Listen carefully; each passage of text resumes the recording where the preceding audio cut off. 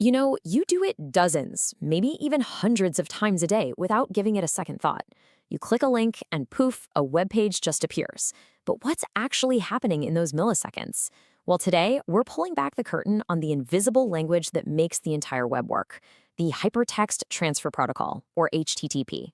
We're going to trace its journey from a super simple one-liner to the absolute powerhouse that drives our world today. Let's dive in. Okay, so here's our game plan.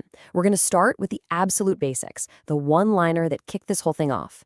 Then we'll see how the web's growing pains forced HTTP to evolve, adding crucial context, and then focusing like a laser on speed. And finally, we'll look at where we are now and what's next for this protocol that we all rely on. So what exactly is this protocol we keep talking about?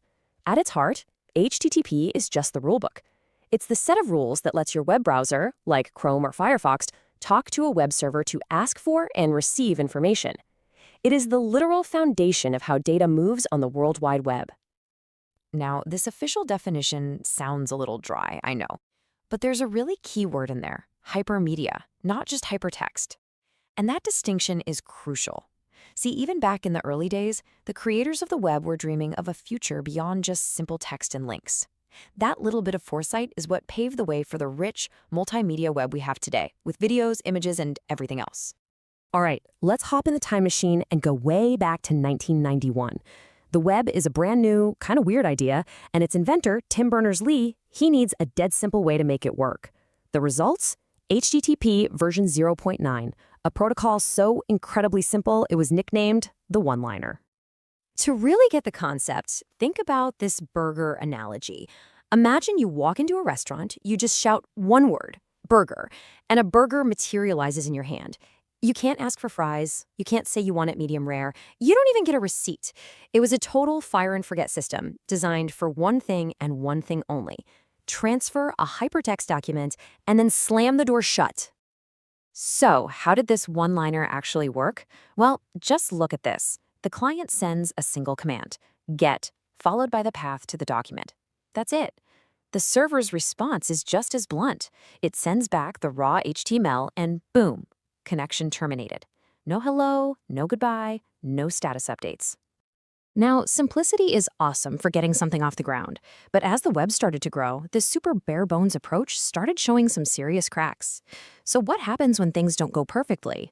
From a senior engineer's perspective, this elegant simplicity was a total production nightmare. I mean, what if a file was missing? The user just got nothing. The server had no way to say, oops, I can't find that. Want to show an image? Forget about it. But the biggest performance killer of all was that every single request required its own, brand new, and very expensive TCP connection.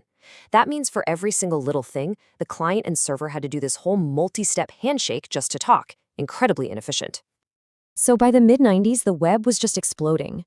We had browsers like Netscape Navigator, and people wanted more than just text. They wanted to see pictures. This new demand required a much more sophisticated protocol. And that brings us to HTTP 1.0, which was all about adding context to the conversation. Let's go back to our burger joint. With HTTP 1.0, instead of just shouting, you now fill out a proper order ticket. You can specify exactly what you want and how you want it.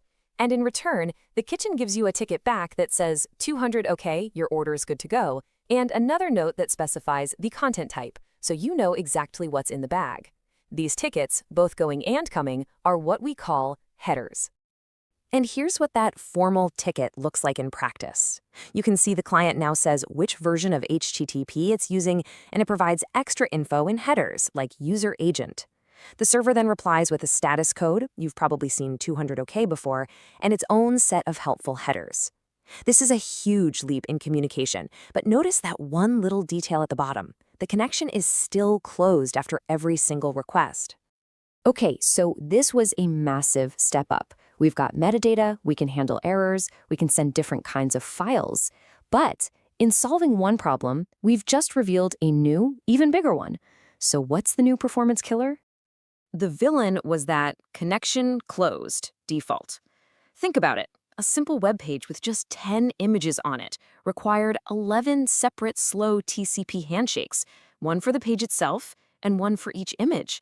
This latency was just crippling web performance. But it wasn't all bad. The introduction of headers gave us caching. which was an absolute game changer and is still a pillar of web performance to this day. By 1999, the need for speed was everything. HTTP 1.1 became the official internet standard, and its #1 mission was to finally slay that latency dragon by introducing the idea of persistent connections. Our analogy has to evolve again. Think about calling customer service. In the old HTTP 1.0 world, you'd call, ask one question, hang up, and then have to redial for your next question. It's just painful. HTTP 1.1 is like an operator who actually stays on the line, letting you ask all of your questions in one single call. This is what we call a keep alive connection.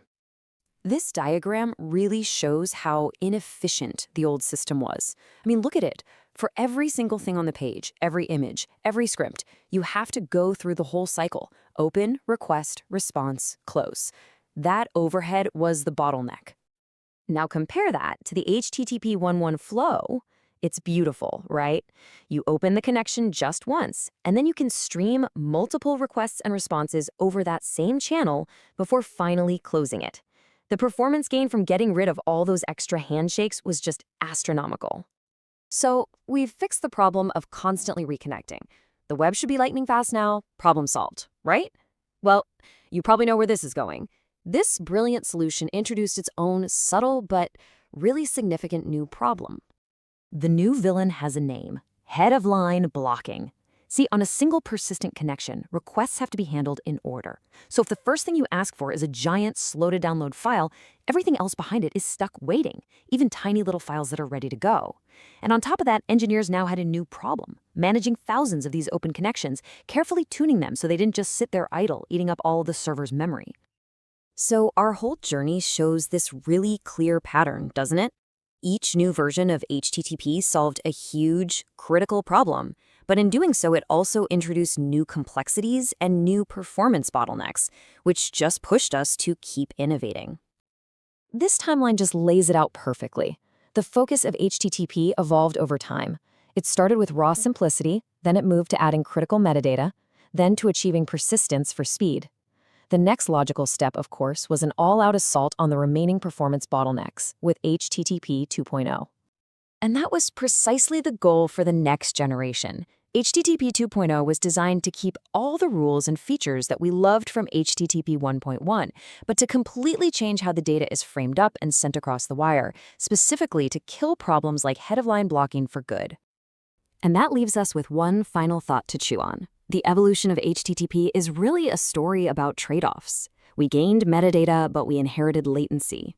We fixed latency, but we created blocking. As we now live in a world of HTTP/2 and even HTTP/3, the question remains: what are the subtle, complex, new problems and trade-offs we're accepting right now in our relentless pursuit of an even faster web?